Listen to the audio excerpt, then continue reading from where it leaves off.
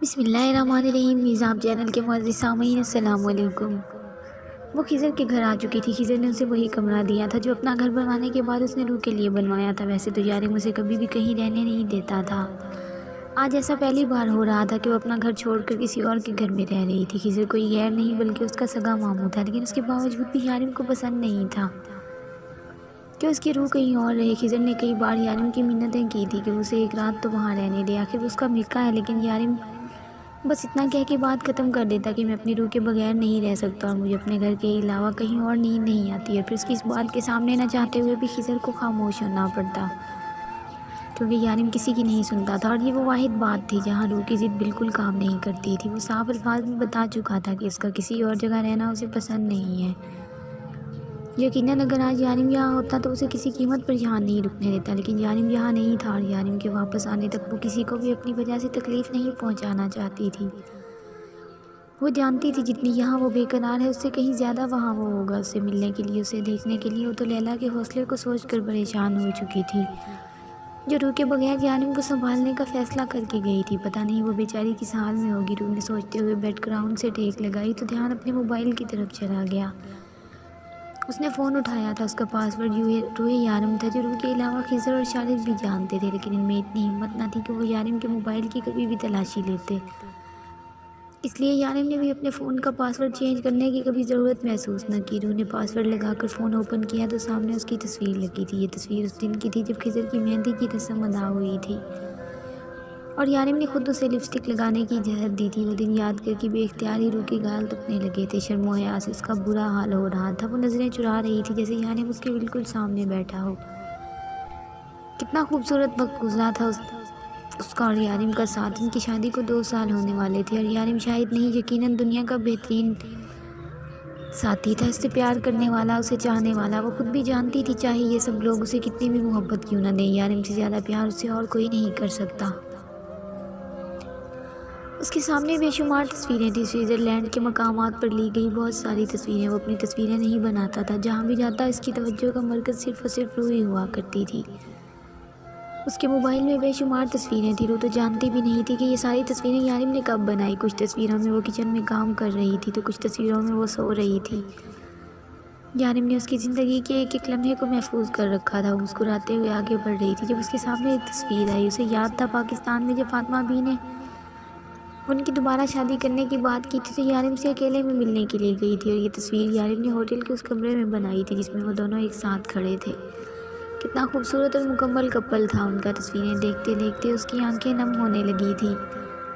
کتنے دن ہو گئے تھے اس نے اپنے یارم کو دیکھا تک نہیں تھا۔ وہ رونا نہیں چاہتی تھی لیکن کب تک ہمت رکھتی۔ میں آپ کو بہت مس کر رہی ہوں یارم، پلیز جلدی واپس آ جائیں، آپ کی روح آپ کے بغیر نہیں رہ سکتی، پلیز واپس آ جائیں۔ اس کے آنسو روانی میں بہہ رہے تھے، یارم کا موبائل اس کے آنسوؤں سے بھیگنے لگا تھا۔ جب دروازے پہ دستک ہوئی اس نے جلدی سے اپنے آنسو صاف کیے تھے اور بے دردی سے آنکھیں بھی رگڑ ڈالیں کہ پتہ نہ چلے وہ روئی ہے۔ روح بیٹا میں نے چائے بنائی ہے، پتہ ہے تمہارے جتنی اچھی تو نہیں بنے گی لیکن گزارا کر سکتی ہو تم۔ وہ ٹرے اس کے سامنے رکھتے ہوئے مسکرایا۔ روح کی نظریں چرانے پر وہ اپنی طرف نہ دیکھنے کی وجہ سے وہ بہت اچھے سے سمجھ چکا تھا، اسی لیے تو بنا کچھ بولے وہ اسے چائے کا کپ تھمانے لگا۔ اچھی بنی ہے نا اس کی چائے؟ پیتے ہی خضر نے پوچھا تو روح نے فوراً ہاں میں سر ہلایا۔ وہ واقعی بری نہیں تھی، دیکھا کتنی اچھی چائے بناتا ہوں میں، لیکن تمہاری مامی نے قسم کھا رکھی ہے میرے ہر کام میں کیڑے نکالنے کی۔ وہ کہتی ہیں کہ مجھے کوئی کام ڈھنگ کا نہیں آتا، خاص کر چائے بنانے میں زیرو ہوں میں۔ کیا اتنی اچھی چائے بنائی ہے میں نے، میری روح کو بھی پسند آئی۔ وہ کافی جوش سے بولا تھا، روح کی حوصلہ افزائی نے اسے خوش کر دیا تھا، لیکن پھر کچھ ہوا، خضر کے ہاتھ رک گئے تھے۔ اوہ شٹ، مر گیا میں۔ وہ ماتھے پہ ہاتھ مارتا خاصا پریشان لگا تھا۔ کیا ہو گیا ہے ماموں، آپ اتنے پریشان کیوں ہو گئے ہیں؟ سب ٹھیک تو ہے؟ روح کو پریشانی ہونے لگی تھی۔ کچھ ٹھیک نہیں ہے روح، میں نے لیلا کو فون کرنا تھا، اب تک تو تمہارا یارم اس کا قیمہ بنا چکا ہوگا۔ وہ اپنا فون لیے باہر کی طرف بھاگا تھا جبکہ اس کی آخری بات پر روح کو ہنسی آ گئی۔ وہ صحیح کہہ رہا تھا، روح کے علاوہ اس کے یارم کو اور کوئی نہیں سنبھال سکتا تھا۔ خضر باہر آیا تو اس نے ایک بات بہت شدت سے نوٹ کی تھی، اس نے یارم کا نام بھی نہیں لیا۔ وہ جانتی تھی کہ لیلا سے بات کرنے والا ہے، ممکن تھا کہ اس کی بات یارم سے ہو جاتی، لیکن اس نے ایک بار بھی نہیں کہا کہ وہ یارم سے بات کرنا چاہتی ہے۔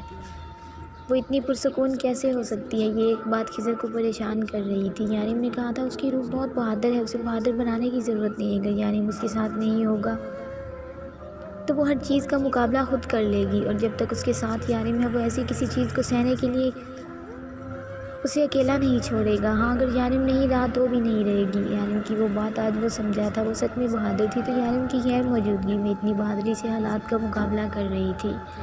سب کہتے تھے کہ یارم کی محبت نے اسے بہت زیادہ ضدی اور شرارتی بنا دیا ہے، لیکن آج خضر کو سمجھ آیا تھا کہ وہ ضدی تھی، شرارتی تھی، اپنی من مانی کرنے والی بھی تھی، لیکن صرف اور صرف یارم کے سامنے وہ جو بھی تھی اپنے یارم کے لیے۔ یارم کے بغیر تو ایک پرسکون سلجھی ہوئی لڑکی تھی جو زندگی کے ہر حالات کا مقابلہ ڈٹ کر کرتی ہے۔ اس نے لیلا کو فون کیا تو پہلی گھنٹی پر ہی اس نے فون اٹھا لیا تھا۔ کہاں مرے پڑے تھے یہاں مجھے شیر کے پنجرے میں چھوڑ کر، وہ انتہائی غصے سے بولی۔ آئی ایم سوری یار، میں روح کے لیے چائے بنا رہا تھا، اب واپس آیا ہوں تو تمہیں فون کیا۔ بتاؤ یارم نے تمہاری بات مان لی؟ خضر نے اپنے مطلب کی بات پوچھی۔ ہاں مان لی ہے، لیکن 1 مہینے کے لیے نہیں بلکہ صرف 1 ہفتے کے لیے۔ بیوقوف لڑکی، اسے 1 مہینے اور ٹریٹمنٹ کی ضرورت ہے۔ اس کی بات مکمل سننے کے بعد خضر نے کہا تھا، واہ واہ ماشاء اللہ میرے پیارے پتی دیو، آپ مجھے وہاں بلائیں اور آپ خود یہاں تشریف لے آئیں۔ جب سر پر ہر وقت موت کی تلوار لٹکی ہوئی ہوگی نا، تب تمہیں میری قدر ہوگی۔ یہاں وہ کسی جنگلی چیتے کی طرح ہر وقت میرا شکار کرنے کے لیے تیار رہتا ہے، اور تم کہہ رہے ہو کہ میں اسے 1 مہینے کے لیے بلیک میل کروں۔ میں اسے یہ کہوں کہ میں تمہیں تمہاری روح سے نہیں ملنے دوں گی جب تک تم 1 مہینے تک اپنا ٹریٹمنٹ نہیں کراتے۔ اور پھر پتہ ہے کیا ہوگا؟ یارم کاظمی کا بلیڈ میری جان پر چلے گا۔ خود تو جا کر وہاں آرام سے چائے پی رہے ہو نا، میں یہاں ہر وقت اس کی نیلی آنکھوں کی گوریاں برداشت کر رہی ہوں۔ ایک نظر دیکھتا ہے میری تو جان ٹکنے لگتی ہے، لیکن خضر مجھے میری پرواہ نہیں ہے، مجھے بچے کی پرواہ ہے۔ یہ نہ ہو کہ میرا معصوم بچہ اندر ہی کہیں ڈر جائے، پلیز مجھے واپس بلا لو اور خود یہاں آ جاؤ، مجھے اس خونخوار شیر سے بہت ڈر لگتا ہے۔ وہ دعائیاں دے رہی تھی۔ لیلا یار اوور ایکٹنگ بند کرو، میں تمہیں جو کہہ رہا ہوں اس پر غور کرو۔ اسے کسی بھی طرح 1 مہینے کے لیے منا لو اور اسے کہو کہ روح کے لیے وہ بالکل فکر نہ کرے، میں ہوں نا اس کے پاس، میں اس کا بہت خیال رکھوں گا، اس کی ہر بات مانوں گا۔ خضر اسے یقین دلا رہا تھا۔ میں جانتی ہوں خضر، لیکن یارم کا کہنا ہے کہ وہ اس کے علاوہ اور کسی کے سامنے اپنے دل کی بات نہیں کہے گی۔ یہ نہ ہو کہ وہ اپنے ذہن میں چلنے والی ٹینشن کو اپنے تک رکھ کر ذہنی دباؤ کا شکار ہو جائے۔ میں نے فیصلہ کیا ہے کہ 1 ہفتے تک یارم اپنا علاج صحیح طریقے سے کروائے گا تو ہم اس کی روح سے بات کروا دیں گے، اور اگر یارم نے ذرا سی بھی ضد کی تو انجیکشن ہر وقت میرے پاس تیار رہتا ہے، بس اسے لگانے کی ہمت آ جائے میرے پاس۔ چلو ٹھیک ہے، تمہیں ٹھیک لگے۔ یارم کا بہت سارا خیال رکھنا اور اسے کہنا روح یہاں بالکل ٹھیک ہے، اور اپنا بھی خیال رکھنا۔ خضر نے بات ختم کرتے ہوئے کہا، بہت شکریہ خضر صاحب، آپ کو میرا خیال بھی آ گیا۔ یار ایسا تو مت کہو، ہر وقت تمہارا خیال رہتا ہے، ریلی مس یو۔ وہ دل سے بولا تھا، پتہ ہے مجھے نہیں، اپنے ہونے والے بچے کو مس کر رہے ہو۔ وہ نخرے دکھانے پر اتر آئی تھی، اتنی دور بیٹھی ہو، تمہاری تعریف میں زمین آسمان ایک نہیں کر سکتا، واپس آ جاؤ ایک بار سب ٹھیک ہو جائے، پھر اتنی تعریفیں کروں گا کہ چاند خود زمین پر آ کر کہے گا بس کر دے بھائی، زمین پر تعریفوں کی کتابیں ختم ہو گئی ہیں۔ وہ لب دبا کر شرارت سے کہتا، لیلا کو کہکا لگانے پر مجبور کر گیا۔ یارم کے کمرے کی طرف قدم بڑھاتی لیلا اپنے آؤٹ آف کنٹرول ہوتے کہکے کو منہ پر ہاتھ رکھ کر بند کرنے لگی، کیونکہ یارم اسے سخت نظروں سے گھور رہا تھا۔ اس وقت اسے کوئی بھی اچھا نہیں لگ رہا تھا۔ مجھے میری روح سے دور کر کے تم سکون سے اپنے میاں کے ساتھ کہکے لگا رہی ہو، پہلے تو میں تمہیں قتل کروں گا۔ وہ بیڈ سے اٹھتے ہوئے کہنے لگا، لیکن لیلا پرسکون سی ہو کر صوفے پر بیٹھی تھی، کیونکہ یارم نہیں اٹھ سکتا تھا، اس کے ہاتھوں میں ہتھکڑی لگی تھی، اور یہ کام اس کی بے ہوشی میں لیلا نہیں کیا تھا۔ آئی ایم سوری یارم، میں جانتی ہوں میں نے بہت غیر اخلاقی حرکت کی ہے، لیکن میں مجبور تھی، مجھے تم پر بالکل یقین نہیں ہے، تم کبھی بھی میرا کیما بنا سکتے ہو، اسی لیے مجھے یہ حرکت کرنی پڑی۔ وہ غصے سے اسے گھور رہا تھا۔ کیسی ہے میری روح؟ اپنا غصہ دباتے ہوئے پوچھنے لگا خضر۔ ابھی اسے چائے دے کر آیا تھا، وہ ٹھیک تھی، اس نے تمہارا فون اپنے پاس رکھ لیا ہے، اب کیوں رکھا ہے میں نہیں جانتی، لیکن مجھے شارق نے بس یہی بتایا تھا کہ تمہارا فون اب اس کے پاس ہے، وہ مجھے مس کر رہی ہے۔ وہ بیڈ پر دوبارہ بیٹھتے ہوئے مایوسی سے بولا، تم ٹھیک ہو جاؤ گے تو اس کے پاس واپس چلے جاؤ گے، اسے سمجھانے والے انداز میں کہتی آہستہ آہستہ چلتی اس کے پاس آئی تھی۔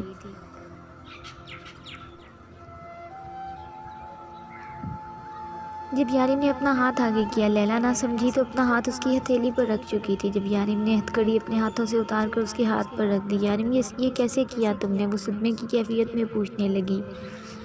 دنیا مجھے ڈیول یوں ہی نہیں کہتی لیلا، یہ لوہے کی زنجیر مجھے میری روح کے پاس جانے سے روک نہیں سکتی، لیکن میں پھر بھی تمہاری شرط پوری کر رہا ہوں، تو اس بدتمیزی کا مطلب کیا تھا؟ وہ انتہائی غصے سے پوچھنے لگا، جبکہ لیلا کو سمجھ نہیں آ رہی تھی کہ اب وہ کیا کہے۔ بس اپنا ہاتھ یارم کے ہاتھ سے اٹھاتے ہتھکڑی لیے باہر بھاگ گئی اور کمرے کو بھی باہر سے بند کر دیا تھا، جبکہ یارم تو بیڈ سے اٹھا بھی نہ تھا۔ یا اللہ، یہ بندہ میری جان لے لے گا تو میں کیا کروں؟ ہم مصیبت میں ہوتے تھے تو کہتے تھے کہ ڈیول ہمیں بچا لے گا، اب تو ڈیول ہی مصیبت ہے، اب کون بچائے گا ہمیں؟ وہ آسمان کی طرف دیکھتے ہوئے کہنے لگی، ایک تو اس بندے کی نظریں اس سے ہینڈل نہیں ہو رہی تھی اور اوپر سے وہ ضرورت سے زیادہ چالاک تھا۔ ایک ہفتے سے بیڈ پر پڑا اس کا برا حال ہو رہا تھا، لیکن پھر بھی وہ صبر سے اپنا ٹریٹمنٹ کروا رہا تھا۔ ڈاکٹر اس کے پاس آنے سے گھبراتے تھے، کیونکہ پہلے کچھ دنوں میں وہ جس طرح سے ان کو تنگ کر چکا تھا، ڈاکٹر کو بھی اپنی جان پیاری تھی۔ لیکن اب جب ڈاکٹر اس کے پاس آتے، وہ خود ہی اپنا ہاتھ آگے کر لیتا اور کہتا، لگاؤ انجیکشن اور جان چھوڑو میری، تمہاری شکل مجھے پسند نہیں، کیونکہ وہ اردو میں کہتا تھا، اس لیے ڈاکٹر اس کی بات کو بالکل بھی نہیں سمجھتا، بس مسکرا کر اپنا کام کرتا اور چلا جاتا۔ آج ہفتے کا آخری دن تھا اور اپنے وعدے کے مطابق لیلا کو روح سے ملوانا تھا، لیکن وہ ابھی تک ٹھیک نہیں تھا۔ وہ روح کو اگر وہاں سے غائب کرتے تو لوگوں کو شک ہو سکتا تھا، اور پھر روح کے ذریعے یارم کہاں ہے یہ بات وہ پتہ بھی لگا سکتے تھے۔ السلام علیکم سارم بھائی، کیسے ہیں آپ؟ آئیں بیٹھے۔ اس کی اجڑی حالت دیکھ کر روح کو بہت افسوس ہوا تھا، جبکہ وہ خاموشی سے اس کے پاس آ کر بیٹھ گیا اور اس کے پیچھے خضر اندر داخل ہوا تھا۔ شارف یہاں پہلے سے ہی موجود تھا، آج معصومہ بھی شونو کو لے کر ان کے پاس آ چکی تھی۔ وعلیکم السلام، میں ٹھیک ہوں، تم کیسی ہو؟ وہ صوفے پر بیٹھا تھا، اسے دیکھتے ہوئے کہنے لگا۔ اسے کہیں سے بھی اداس نہیں لگ رہی تھی۔ سارم کو جھٹکا لگا تھا، اس کے شوہر کو مرے ابھی وقت ہی کتنا ہوا تھا کہ اس کے سامنے ڈارک بلو سوٹ میں بیٹھی بے حد پرسکون بات کر رہی تھی۔ مجھے کیا ہونا ہے بھلا، میں بالکل ٹھیک ہوں، روح نے سادگی سے جواب دیا۔ شارف نے اسے گھورتے ہوئے اسے کچھ سمجھانا چاہا تھا، جس کو سمجھ کر روح نے سر پر ہاتھ دے مارا۔ مجھے یارم کا بہت افسوس ہے۔ روح وہ اپنی آنکھوں سے آنسو صاف کرتا بولا تو نہ چاہتے ہوئے شارف کو ہنسی آ گئی تھی۔ خضر نے ناگوار سی نظر ڈالی، وہ میرا بچپن کا دوست تھا، مجھے یقین نہیں آ رہا روح میرا ساتھ چھوڑ کر چلا گیا۔ سارم کی آنکھوں سے بہتے آنسو دیکھ کر روح کو اس پر ترس آنے لگا۔ وہ چاہتی تھی کہ بتا دے یارم بالکل ٹھیک ہے اور اپنا علاج کروا رہا ہے، لیکن خضر اور شارف نے اسے منع کر رکھا تھا، اور اب تو اسے یارم کی قسم بھی دے ڈالی تھی۔ ہاں، لیکن اس کے باوجود بھی روح سے ڈرامہ نہ ہو سکا۔ وہ اپنی زبان سے یہ لفظ نہ کہہ سکی کہ اس کا یارم نہیں رہا۔ حوصلہ رکھیں بھائی، انشاءاللہ سب ٹھیک ہو جائے گا۔ اسے صبر دلانے کے لیے روح کے پاس الفاظ ہی نہیں تھے۔ سارم کا اس طرح سے رونا اسے بے حد پریشان کر گیا تھا۔ تھوڑی دیر بیٹھنے کے بعد وہ چلا گیا۔ اس کے جاتے ہی شارف کے وہ کہکے پھوٹے جو 2 گھنٹوں تک کنٹرول میں نہ آئے۔ بیچارہ بے وقوف انسپکٹر، حال دیکھو بیچارے کا۔ یار مجھے تو اتنی ہنسی آ رہی ہے۔ اسے ہنسی نہیں طرز کہتے ہیں۔ خضر نے اس کی بات کاٹی، نہیں میرے دوست، اسے ہنسی ہی کہتے ہیں، کیونکہ مجھے ہنسی ہی آ رہی ہے۔ وہ انسپکٹر میرا جینا حرام کر کے رکھتا تھا اور اب خود رو رہا ہے، کتنے افسوس کی بات ہے۔ شارف بھائی، وہ اتنے پریشان ہیں اور آپ اس طرح سے کہہ رہے ہیں۔ آنسو وہاں نکلتے ہیں جہاں محبت ہو، وہ محبت کرتے ہیں یارم سے، اسی لیے تو اتنے اداس ہیں۔ تو پھر تم اداس کیوں نہیں ہو میری جان؟ کیا تمہیں یارم سے محبت نہیں؟ وہ اس کے سامنے الٹی کرسی رکھ کر بیٹھ گیا تھا اور پھر وہ سوال پوچھ ڈالا جو کتنے دنوں سے اس کے دل میں تھا، اس کا یارم موت کے اتنے قریب تھا اور وہ اتنی پرسکون کیسے؟ شارف بھائی، ضروری نہیں کہ محبت کا اظہار آنسو بہا کر ہی کیا جائے، محبت کا اظہار انتظار کر کے بھی کیا جا سکتا ہے۔ میں چاہتی ہوں کہ جب میرے یارم واپس آئیں تب ان کی روح ویسی ہی ہو جیسی وہ چھوڑ کر گئے ہیں، زندہ دل، شرارتی، خودسر، لیکن صرف اپنے یارم کے لیے۔ وہ بے حد سکون سے کہتی مسکراتی اس کے پاس سے اٹھ کر اندر جا چکی تھی۔ اور کوئی سوال؟ شارف صاحب خضر سینے پہ ہاتھ رکھے مسکراتے ہوئے بولا، اب سوال نہیں جواب یارم تک پہنچانا ہے۔ وہ اپنا موبائل سامنے کرتا مسکراتے ہوئے باہر نکل گیا تھا، جبکہ اس کے پیچھے خضر مسکراتا ہوا روح کے کمرے کی طرف چلا گیا۔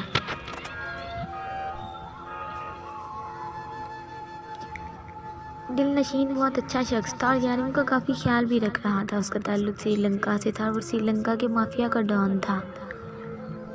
اس کی کچھ عادتیں یارم سے ملتی تھی، جیسے ظلم کے خلاف قدم اٹھانا اور ظالموں کو ان کی عبرتناک انجام تک پہنچانا۔ بس یہی وجہ تھی کہ یارم کے ساتھ اس کی دوستی اب تک چل رہی تھی۔ اب تک یارم جتنے بھی انڈر ورلڈ کے کنگ کو جانتا تھا، دل نشین سب سے الگ تھا۔ اس نے بھی اپنی زندگی میں بہت کچھ سہا تھا اور اب ظالموں کے خلاف لڑتے لڑتے وہ خود ایک ظالم ڈان بن چکا تھا۔ لیلا اور یارم کو ان کی طرف سے کافی ہمت مل رہی تھی۔ دل نشین خود نہ جانے کتنی بار یارم کو دیکھتے ہسپتال جا چکا اور روح کے لیے اس کی دیوانگی بھی سمجھ چکا تھا۔ اس کے دل میں ایک بار روح سے ملنے کی خواہش ضرور جاگی تھی۔ وہ دیکھنا چاہتا تھا کہ آخر اس لڑکی میں ایسا کیا ہے۔ یارم اس حد تک پاگل ہے اس کے لیے، لیکن یارم کے ساتھ ہی رہتی تھی لیلا لیکن ہوش میں آنے کے بعد یارم نے کہہ دیا کہ وہ اب سے الگ جگہ پر رہے گی۔ دن میں وہ چپ چاہے اس کے کمرے میں آ سکتی ہے لیکن رات میں یارم کے ساتھ ایک ہی کمرے میں نہیں رہے گی۔ لیلا کو یہ بات عجیب تو لگی تھی لیکن پھر وہ اس کا مطلب بھی اچھے سے سمجھ گئی تھی۔ اگر رات ساری اس کے کمرے میں رہتی تو جاگتی رہتی اور وہ پریگننٹ تھی۔ یارم نہیں چاہتا تھا کہ اس کی وجہ سے لیلا کو کسی بھی قسم کا نقصان اٹھانا پڑے۔ لیلا تھوڑی دیر پہلے یارم کے ہی کمرے میں تھی، وہ اس سے روح کے بارے میں باتیں کرنے لگی۔ یارم پہلے تو کافی دیر برداشت کرتا رہا لیکن لیلا کا یہ کہنا کہ روح ٹھیک ہے اور اسے مس ہی نہیں کر رہی یارم کو جلا کر رکھ گیا تھا۔ اس کی روح کے دل کا حال اس سے بہتر کیسے جان سکتی تھی؟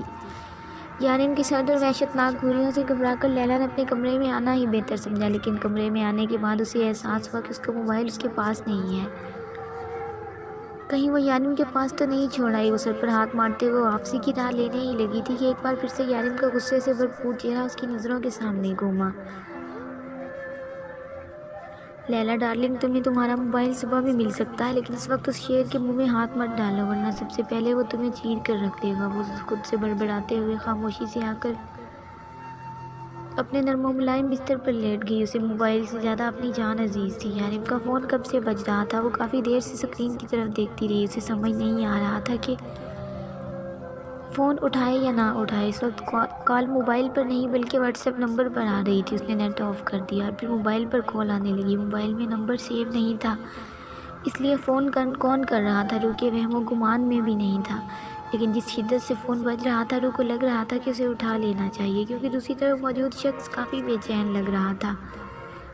میں فون ماموں کو دے آتی ہوں، اس نے سوچتے ہوئے ایک نظر گھڑی کی طرف دیکھا تو رات کے 2:30 بج رہے تھے۔ نہیں، ماموں کو اس وقت جگانا صحیح نہیں لگتا ہے، بیچارے سارا دن یارم کی جگہ کام سنبھالتے ہیں اور اس کے علاوہ میرا خیال رکھتے ہیں، یہ صحیح وقت نہیں ہے۔ روح کو یاد نہیں تھا کہ اس نے فون سے ایروپلین موڈ ہٹایا ہو یا شاید اس نے غلطی سے ہٹا دیا ہو، لیکن جو بھی تھا اس کی سزا وہ اس وقت فون سکرین پر نظریں جمائے بھگت رہی تھی۔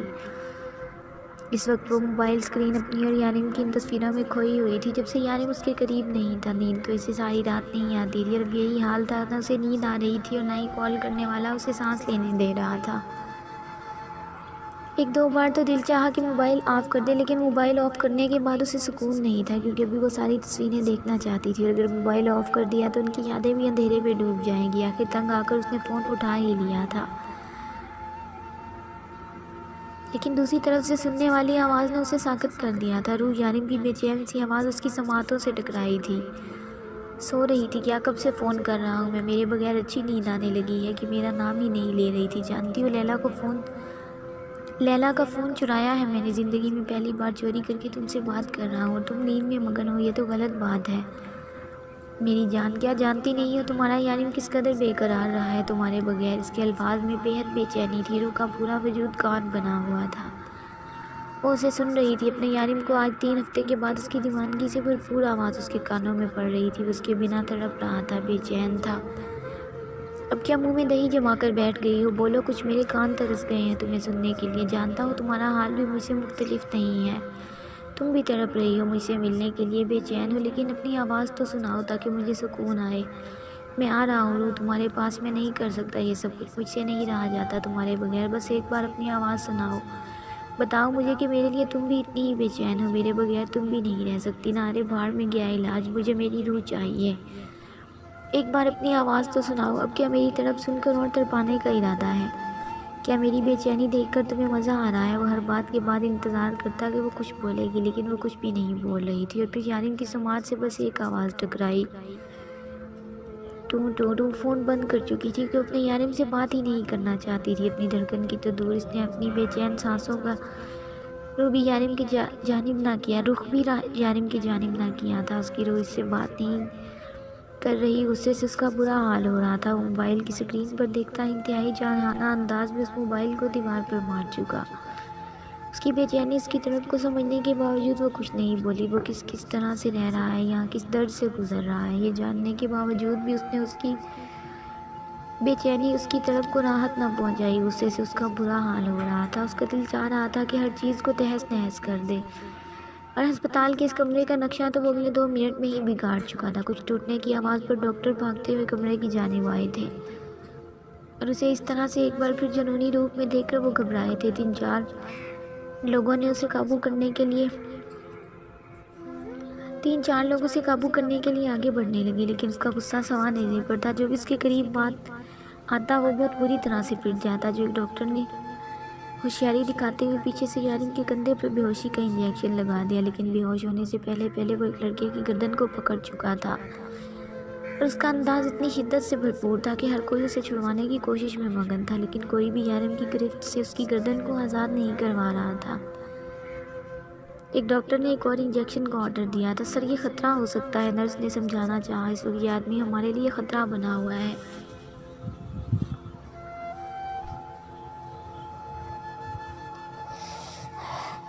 جاؤ انجیکشن لاؤ، ورنہ یہ ہم سب کو جان سے مار دے گا۔ اور یہ انجیکشن والی بات اس لڑکی کو پتہ نہ چلے۔ ایک تو پہلے ہی ڈاکٹر پہ بہت کم مقدار میں اس کے جسم میں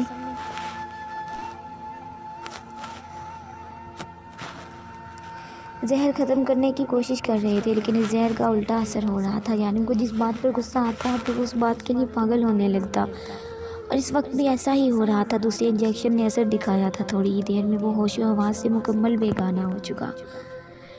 ڈاکٹر نے اس وقت لیلا کو کچھ بھی بتانے سے منع کر دیا۔ یہ ان کے لیے خطرے کی بات تھی، کیونکہ وہ ایک ٹائم پر 2 انجیکشن دے چکے تھے۔ آج پورے 1 ہفتے کے بعد دوبارہ اس کی ایسی حالت ہوئی تھی جیسے پہلے دن تھی۔ وہ کچھ دنوں سے بہت اچھے سے ریکور کر رہا تھا، لیکن اب ایک بار پھر سے اس کی طبیعت خراب ہونے لگی تھی، جو اس کے لیے بہت خطرہ ہو سکتی تھی، کیونکہ جس چیز کا زہر اس کو دیا گیا تھا اس کے لیے اس کے پورے جسم کو کوآپریٹ کرنا تھا، اور خاص کر اس کے دل اور ذہن کو۔ اگر اس کا دل اور دماغ اس کی باڈی کا ساتھ نہ دے تو اس کے جسم سے زہر کی مقدار کو ختم کرنا بے حد مشکل تھا۔ پچھلے 1 ہفتے میں یارم نے 50% ریکور کر لیا تھا، لیکن آج کی اس کی حالت دیکھنے کے بعد ڈاکٹر پھر سے پریشان ہو گئے تھے۔ انہیں اپنی ساری محنت بیکار ہوتی نظر آ رہی تھی، کیونکہ وہ 50 سے دوبارہ 0 پر جا چکا تھا۔ خضر کمرے میں آیا تو روح کو بیڈ پر بیٹھے سوتے دیکھا۔ شاید وہ رات بیٹھے ہی سو گئی تھی۔ اس کے ہاتھ میں اب بھی موبائل موجود تھا، جبکہ چہرے پر آنسوؤں کے نشان تھے۔ اس نے جھک کر اس کی پیشانی کو چوما اور موبائل اس کے ہاتھ سے لے کر باہر آ گیا، لیکن اوپر اسکرین پر لیلا کے موبائل سے اسے بے حد کال ظاہر ہوئی تھی۔ یہ نمبر لیلا کا وہاں پر لیا گیا تھا، اسی لیے یارم کے فون میں یہ نمبر سیو نہیں تھا، لیکن لیلا اس سے بار بار فون کیوں کر رہی تھی؟ پھر اس نے چیک کیا، ایک کال اٹینڈ کی گئی تھی جس میں 12 منٹ تک بات کی گئی۔ اس نے یارم کے ہی فون سے لیلا کو فون کرنے کی کوشش کی، لیکن فون نہ لگا۔ بار کوشش کے باوجود بھی فون نہ لگا تو وہ اپنے موبائل سے کوشش کرنے لگا، لیکن اس بار بھی فون نہ لگ سکا۔ اس وقت تو لیلا یارم کے ساتھ ہوتی ہے، تو اس نے فون کیوں بند کیا ہوا ہے؟ خضر کو پریشانی ہونے لگی تھی، اس لیے اب اس نے سیدھا دل نشین کو کال کی تھی۔ خضر، یار میں تو صبح سے اسپتال گیا نہیں، کوئی ضروری کام سر انجام دے رہا تھا، لیکن اب تھوڑی دیر میں جانے والا ہوں، وہاں پہنچ کر تم سے تفصیلی بات کروں گا۔ دل نشین نے مختصر سی بات کر کے فون بند کر دیا تھا۔ 2 گھنٹے مزید گزر گئے اور پھر سے سری لنکا کے نمبر سے فون آیا، لیکن لیلا کا فون بھی ہو سکتا تھا۔ یہ بھی ہو سکتا تھا کہ اس کا فون گم ہو گیا ہو یا خراب ہو گیا ہو۔ اس نے جلدی سے فون اٹھایا۔ خضر، بہت گڑبڑ ہو گئی ہے، یارم کہیں غائب ہو گیا ہے۔ میں ہر جگہ دیکھ چکی ہوں، لیکن یارم کہیں پر نہیں ہے۔ اللہ اس کی حفاظت کرے، نہ جانے کہاں نکل گیا۔ اس نے میرا فون بھی رات کو توڑ دیا۔ ڈاکٹرز بتا رہے ہیں کہ اس کی حالت بہت خراب ہو گئی تھی اور وہ رات کو بے حد غصے میں تھا۔ خضر، کچھ کرو، لیلا بہت بے چین تھی۔ لیلا تم ٹینشن مت لو، میں کچھ کرتا ہوں، تم پریشان مت ہو، کوئی نہ کوئی حل نکل آئے گا۔ وہ اسے سمجھانے لگا۔ وہ لیلا کو بھی کوئی ٹینشن نہیں دے سکتا تھا، کیونکہ اس کی حالت پہلے ہی ڈاکٹر کریٹیکل بتا رہا تھا۔ فون رکھنے کے بعد اس نے اعتبار میں موجود ہر بندے کو فون کر ڈالا۔ ہمیں روح کو بتا دینا چاہیے، 3 دن ہو چکے ہیں یارم کو غائب ہوئے، نہ جانے وہ کس حال میں ہوگا، کہاں ہوگا۔ ہمیں روح سے نہیں چھپانا چاہیے، شارف نے بے حد پریشان ہو کر خضر سے کہا، جبکہ خضر سری لنکا کے لیے نکل چکا تھا۔ اس نے روح کو بتانے کی بات کی تو اس نے منع کر دیا۔ اس کے یہاں آنے کے بعد دل نشین نے لا علمی کا اظہار کر دیا۔ وہ نہیں جانتا تھا کہ یارم کہاں چلا گیا ہے۔ اس کے غائب ہونے کی خبر اس نے روح کو نہیں دی تھی۔ خضر نے روح کو بتایا تھا کہ یارم 1 ہفتہ علاج کے لیے مان چکا ہے۔ ہم لوگوں نے اس کے سامنے شرط رکھی ہے کہ وہ اس سے اس کی بات کروا دیں گے، لیکن اب وہ ایسا نہیں کریں گے، کیونکہ روح کی آواز سنتے ہی یارم اس سے ملنے کے لیے بے چین ہو جائے گا، اور جب تک یارم بالکل ٹھیک نہ ہو جائے اسے واپس لانے کی غلطی نہیں کر سکتے تھے۔ یارم سخت سے سخت چوٹ بھی بالکل نارمل رہتا تھا کہ روح پریشان نہ ہو، کیونکہ اس کے اسپتال جانے پر روح بے چین ہو جاتی تھی اور یارم اسے اپنے لیے تڑپتے نہیں دیکھ سکتا تھا۔ لیکن اب معاملہ کچھ اور تھا۔ روح نے خود اسے تڑپنے پر مجبور کر دیا، اور اب اس تڑپ کی تپش کس کس کو نقصان پہنچائے گی یہ کوئی نہیں جانتا تھا۔ وہ جنگل میں ایک بہت بڑی لکڑی سے الٹا بندھا ہوا تھا، دونوں طرف درخت موجود تھے اور اس لڑکی کو ان درختوں کے سہارے کھڑا کیا گیا تھا، جبکہ نیچے آگ جل رہی تھی اور آگ کے اوپر بڑے سائز کے چاقو رکھے ہوئے تھے۔ وہ پچھلے 3 دن سے بھوکا پیاسا اس ڈنڈے پر لٹکا اپنے جسم کو جلتا ہوا محسوس کر رہا تھا اور اس آگ کو بجھنے نہیں دیتا تھا۔ ایک ایک سیکنڈ کی اذیت کسی جہنم سے کم نہیں تھی۔ اب تو چلا چلا کر منتیں کر کر کے گلے سے آواز نکلنا بھی بند ہو چکی اور آگ کے تھوڑے سے فاصلے بیٹھا وہ شخص شان بے نیازی سے چکن کیوبز کا مزہ لے رہا تھا۔ تم چپ کیوں ہو؟ کیا تمہیں سمجھ نہیں آیا میں نے کیا کہا؟ چلاؤ، اونچی آواز میں چلاؤ۔ مجھے تمہاری چیخیں سکون دیتی ہیں، تمہاری تڑپ مجھے مزہ دیتی ہے۔ تمہاری وجہ سے میں اپنی روح سے دور ہوں، تڑپ رہا ہوں، اور جس طرح میں تڑپ رہا ہوں میں ایسے ہی تمہیں تڑپا تڑپا کے ماروں گا۔ مجھے معاف کر دو ڈیول، مجھ سے غلطی ہو گئی، مجھے چھوڑ دو۔ میں یہ سب کچھ چھوڑ دوں گا، میں چلا جاؤں گا، بہت دور چلا جاؤں گا، کبھی دوبارہ تمہارے راستے میں نہیں آؤں گا۔ بس ایک بار مجھے بخش دو۔ اس بار وہ گڑ گڑاتا روتا اسے منتیں کر رہا تھا جب ڈیول نے چاقو کو نکال کر اس کے ننگے پیٹ پر رکھ دیا۔ میں تمہیں چلانے کے لیے کہہ رہا ہوں اور تم مجھے اپنی روداد سنا رہے ہو۔ اس کے تڑپنے پر وہ بے حد غصے سے بولا تھا۔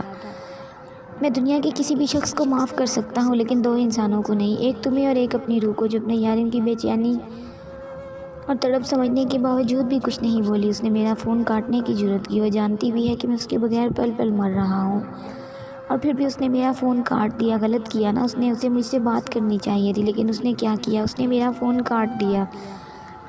صرف ایک بار، پھر صرف ایک بار اس نے نہیں کہا یارم آپ ٹھیک تو ہیں؟ یارم میں آپ کو مس کر رہی ہوں، پلیز یارم جلدی واپس آ جائیں، میں آپ کے بغیر نہیں رہ سکتی۔ اس نے نہیں کہا، اس نے میرے بے چین دل کو راحت پہنچانے کے لیے ایک لفظ بھی نہیں کہا، اس نے میرا نام تک نہیں لیا۔ غلط کیا، بہت غلط کیا نا، اس نے وہ جنونی انداز میں پوچھ رہا تھا۔ سامنے الٹا لٹکا شخص اس کی بات کو بنا سمجھے ہاں میں سر ہلا گیا۔ دیکھا تم سمجھ گئے میری بات کو، لیکن وہ نہیں سمجھی۔ تمہیں اندازہ بھی ہے میں کس حال سے گزر رہا ہوں، اور مجھے اس حال میں پہنچانے والے تم ہو، تو تمہیں سزا تو بنتی ہے نا، اور تمہیں پتہ ہے میں تمہیں کب ماروں گا؟ جب تم خود کہو گے ڈیول مجھے مار دو، میں نے تم سے تمہاری روح کو الگ کر دیا ہے، میں نے تم سے تمہاری روح کو دور کیا ہے، مجھے جینے کا کوئی حق نہیں، میری جان لے لو، میری سانسیں ختم کر دو، اور پھر میں تمہیں سکون سے موت کی نیند سلا دوں گا۔ تب تک بنا کوئی چالاکی، بنا کوئی فضول بات کیے ایسے ہی لٹکے رہو۔ تم تڑپ سکتے ہو، چلا سکتے ہو، رو سکتے ہو، لیکن معافی مت مانگو، کیونکہ میں تمہیں معاف نہیں کر سکتا۔ جو یارم سے اس کی روح کو دور کرتا ہے یارم اسے کبھی معاف نہیں کرتا۔ وہ اپنی بات مکمل کر کے ایک بار پھر سے بیٹھ کر چکن کیوبز کے مزے لینے لگا، جبکہ اس کے حکم کے مطابق وہ تڑپ رہا تھا، چیخ رہا تھا، چلا رہا تھا، لیکن معافی نہیں مانگ رہا تھا۔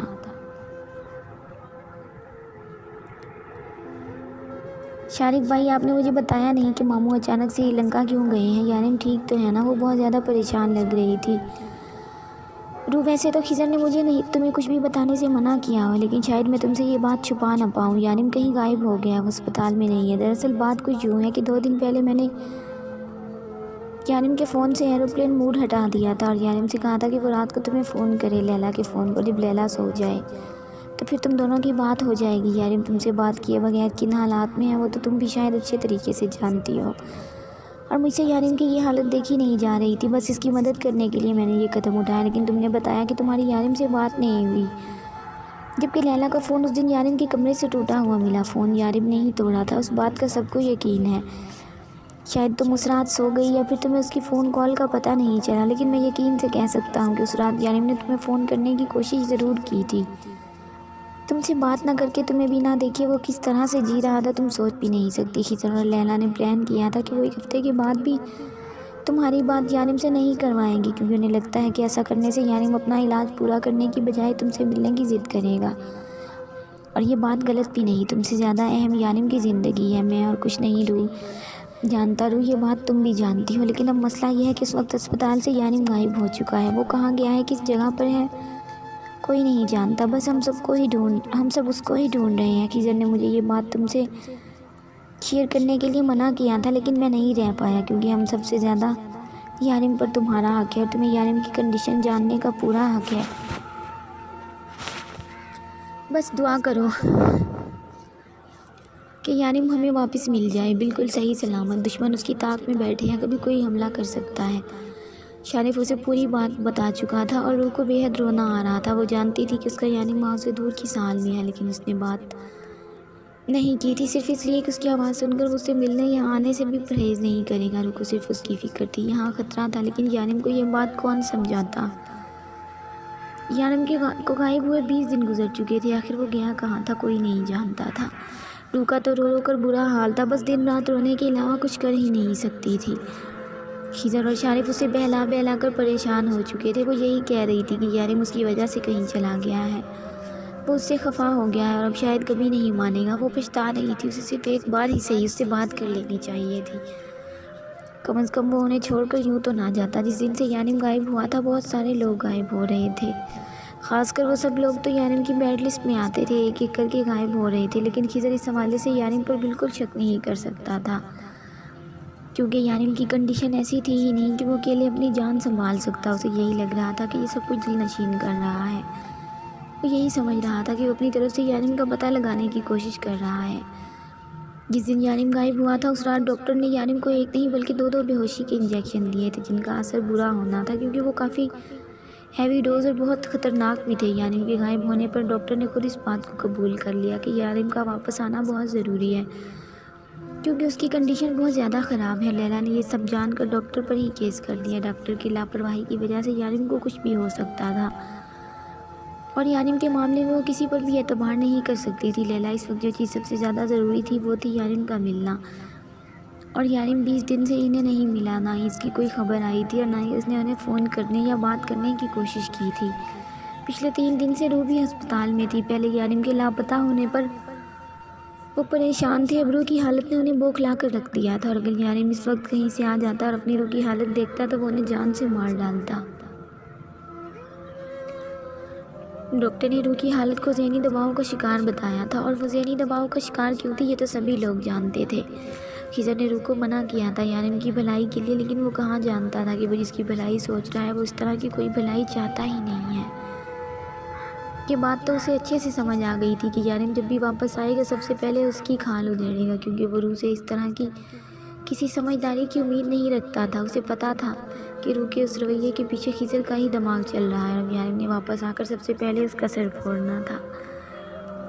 ویلسن میتھو کی لاش اٹلی کے جنگل سے ملی تھی۔ لاش کی شناخت کرنا بہت مشکل تھا، اس کام کے لیے 3 دن لگ گئے، اور اسے مرے ہوئے تقریباً 15 دن گزر چکے تھے۔ ایک ایک کر کے اس کی ٹیم ممبر کے لوگ بھی لاشوں کی صورت مل گئے۔ زیادہ تر لوگوں کو بلیڈ سے ہلاک کیا گیا تھا، اور ایک کافی پرسکون اور تسلی سے مارا گیا تھا جیسے یانم مارتا، خون کی سرخ لکیر چھوڑتا، لمبی لمبی لائن کھینچ کر۔ خضر اور شارف کو یقین تھا کہ وہ یانم ہی ہے۔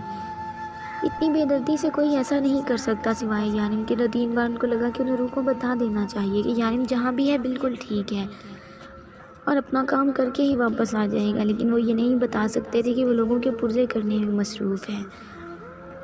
روح کی حالت تھوڑی سی سنبھلی تو خضر اور شارف وہ سارے کام نمٹانے چلے گئے جو وہ یانم کے واپس آنے سے پہلے ختم کرنا چاہتے تھے،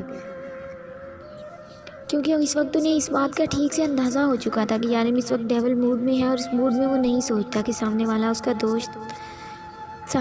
کا دوست ہے یا دشمن۔ اس وقت یانم کا موڈ کیسا ہوگا وہ اچھی طرح سے جانتے تھے، اسی لیے تو یانم کے واپس آنے سے پہلے ہی سارے کام نمٹانے میں لگ گئے۔ روح یار پلیز رونا بند کرو، یانم جہاں بھی ہے بالکل ٹھیک ہے اور جلدی ہمارے پاس واپس آ جائے گا، تمہارے رونے سے کون سا کسی مسئلے کا حل نکل آئے گا۔ لیلا نے اسے اپنے ساتھ لگاتے بہت پیار سے سمجھایا تھا، لیلا میں بہت بے وقوف ہوں، میں ہمیشہ ایسے کام کرتی ہوں جو یانم کو تکلیف دیتے ہیں، ان کا دل دکھنے کا سبب بنتے ہیں۔ اگر میں اس رات ان سے بات کر لیتی تو وہ کبھی یوں اس طرح مجھے چھوڑ کر نہیں جاتے، بلکہ اب تک تو وہ اپنا علاج مکمل کروا کے ہمیشہ کے لیے میرے پاس واپس آ چکے ہوتے۔ وہ بری طرح سے روتے ہوئے کہہ رہی تھی، جبکہ لیلا اسے سنبھالنے کی کوشش کر رہی تھی۔ خود کو سنبھالو روح، اگر یانم نے تمہیں اس حال میں دیکھ لیا تو وہ ہمیں جان سے مار ڈالے گا، تم جانتی ہو وہ تمہیں کس حد تک چاہتا ہے۔ پلیز روح، جب تک یانم واپس آتا ہے تب تک اس طرح سے رونا بند کرو، وہ جلد واپس آ جائے گا، کیونکہ مجھے پتا ہے وہ تمہارے بغیر نہیں رہ سکتا۔ وہ اس کے آنسو صاف کرتے ہوئے پیار سے سمجھا رہی تھی، جبکہ روح کے آنسو خشک ہونے کا نام نہیں لے رہے تھے۔ رات کے تقریباً 2 بج رہے تھے، لیلا کو اپنے کمرے میں گئے کافی وقت گزر چکا تھا۔ اب تک تو وہ نیند میں اتر چکی ہوگی، لیکن نیند اسے آج بھی نہیں آئی۔ رو رو کر اس نے اپنی حالت خراب کر دی تھی۔ یارم کا خیال اسے چین نہیں لینے دے رہا تھا۔ پتہ نہیں یارم کس حال میں ہوگا، کچھ کھاتا بھی ہوگا یا نہیں، کہیں وہ ان لوگوں کے ہاتھ تو نہیں لگ گیا۔ بس ایک بار وہ آ جائے، روح نے سوچ لیا تھا کہ اس کے پیر پکڑ کر معافی مانگے گی اور دوبارہ کبھی خود سے دور نہیں جانے دے گی۔ آخر یارم گیا کہاں تھا؟ یہ لوگ اسے ڈھونڈنے کی کوشش کیوں نہیں کر رہے تھے؟ کیا وہ لوگ جانتے تھے کہ یارم کہاں ہے؟ اگر ہاں تو اسے لے کیوں نہیں آتے؟ وہ کیسے ان کو بتاتی وہ اپنے یارم کے بغیر پر مر رہی ہے؟ دن رات یارم کے ملنے کی دعا کرتی وہ کافی پریشان تھی، لیکن خضر اور شارف اتنے پریشان نہیں تھے اب جتنے کہ پہلے۔ کچھ بدل گیا تھا، لیکن کیا اسے سمجھ نہ آیا۔ وہ بیڈ پر لیٹی یوں ہی چھت کو گھور رہی تھی جب کمرے کی لائٹ آف ہو گئی۔ اسے اندھیرے میں خوف آتا تھا اور نہ ہی وہ زیادہ دیر اس اندھیرے میں بیٹھ سکتی تھی۔ اس نے اٹھ کر ماچس ڈھونڈنے کی کوشش کی، لیکن ماچس نہ ملی۔ ایک تو اندھیرے میں اسے ڈر لگتا تھا، دوسرا یہاں خضر کے گھر میں اسے پتہ بھی نہیں تھا کہ کون سی چیز کہاں رکھی ہے۔ وہ ذرا سی بات کے لیے ان کو تنگ نہیں کر سکتی تھی۔ ایک بار ڈھونڈنے کی کوشش کر کے وہ دوبارہ بیڈ پر لیٹ گئی۔ باہر لگ رہا تھا کہ لائٹ چل رہی ہے، تو کیا صرف اس کے کمرے کی لائٹ آف ہوئی تھی؟ اس نے سوچا، لیکن اس وقت لیلا اور خضر کو تنگ نہیں کرنا چاہتی تھی۔ نیند تو آنکھوں سے کوسوں دور تھی، ہاں، لیکن یارم کی یادیں اس کی رات آسان کر دیتی۔ وہ اب بھی اپنے یارم کو سوچ رہی تھی، لیکن یادوں میں بھی سکون نہ تھا۔ وہ خاموشی سے اپنی آنکھیں بند کر کے کچھ دیر اپنے مائنڈ کو ریلیکس کرنا چاہتی تھی۔ جب اسے محسوس ہوا کہ کمرے میں کوئی اور بھی ہے، اس نے ایک جھٹکے سے اٹھ کر سارا کمرہ دیکھا، لیکن کوئی نہیں تھا۔ اس کے دل کی دنیا کا کمرہ بھی اندھیرے میں ڈوبا تھا۔ وہ اپنا وہم سمجھ کر سونے کی کوشش کرنے لگی، لیکن اس احساس کے تحت کہ وہ زیادہ دیر آنکھیں بند نہ رکھ سکی، وہ اٹھ کر کھڑکی بند کرنے کا سوچ رہی تھی کہ شاید یہ احساس کھڑکی کے باہر چلنے والی ہوا کی وجہ سے ہے۔ وہ آہستہ آہستہ قدم اٹھاتی کھڑکی کے پاس آئی اور کھڑکی بند کر دی۔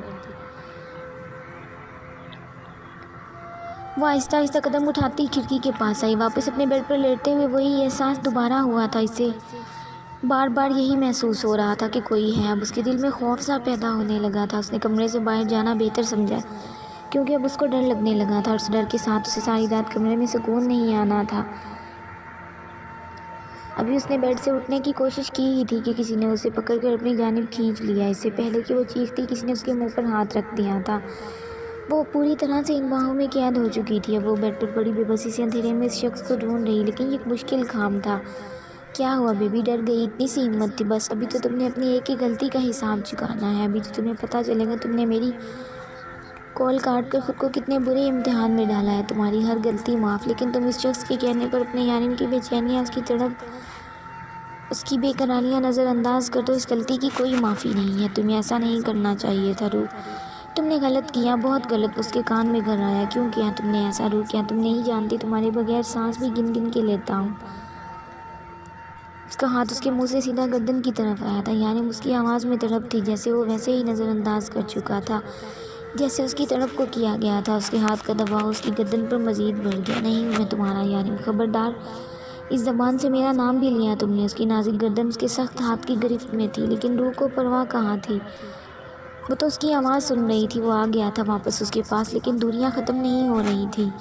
اس کے بے حد قریب تھا، لیکن نہ تو اسے خود کو چھونے کی اجازت دے رہا تھا، نہ ہی کچھ بولنے دیتا، بس اپنی وحشت اس پر لوٹا رہا تھا۔ اس کے دونوں ہاتھ ایک ہاتھ میں قید کیے، دوسرے ہاتھ سے کسی مجرم کی طرح اس کی گردن پکڑے وہ جواب مانگ رہا تھا۔ یارم میں چپ کہا نا، میں نے نہیں تمہارا یارم، میں اپنی روح کا یارم ہوں، جو مجھے سمجھتی ہے، مجھ سے محبت کرتی ہے۔ تم تو کوئی اور ہو۔ میری روح اتنی پتھر دل نہیں کہ اس کا یارم اس کے سامنے تڑپتا رہے اور اس کے سکون کے لیے ایک لفظ نہ بولے۔ بتاؤ کیوں کیا تم نے میرے ساتھ ایسا؟ کیوں کیا تم نے میری محبت کا امتحان؟ بولو، اس کی گردن پر زور دے کر پوچھا تو اس بار روح تکلیف سے کرا گئی۔ درد ہوا، مجھے بھی ہو رہا ہے، اتنے دن سے ایک ایک پل کی موت مر رہا ہوں، لیکن تمہیں ترس نہیں آیا، اور اب اس تکلیف سے رہائی کے لیے تمہیں میرے سوال کا جواب دینا ہوگا۔ اس کی گردن سے ہاتھ نکال کر اس کے بالوں کو اپنی مٹھی میں پکڑ چکا تھا۔ جاری ہے دوستوں اگر آپ کو ویڈیو پسند آئے تو اسے لائک اور اپنے دوستوں کے ساتھ شیئر لازمی کریں۔ اگر آپ میرے چینل پر نئے ہیں تو چینل کو سبسکرائب کریں اور ساتھ میں لگے گھنٹی کے بٹن کو ضرور دبائیں، تاکہ ہر نئی ویڈیو کا نوٹیفیکیشن آپ دوستوں تک سب سے پہلے پہنچ سکے۔ اگر آپ میرے چینل پر نئے ہیں اور اس ناول کی بقیہ ایپیسوڈ کو ریڈ کرنا چاہتے ہیں تو میرے اسی چینل کا وزٹ کریں۔ اپنا خیال رکھیں اور دعاؤں میں یاد رکھیں۔ ملتے ہیں نیکسٹ ایپیسوڈ میں، تب تک کے لیے اللہ حافظ۔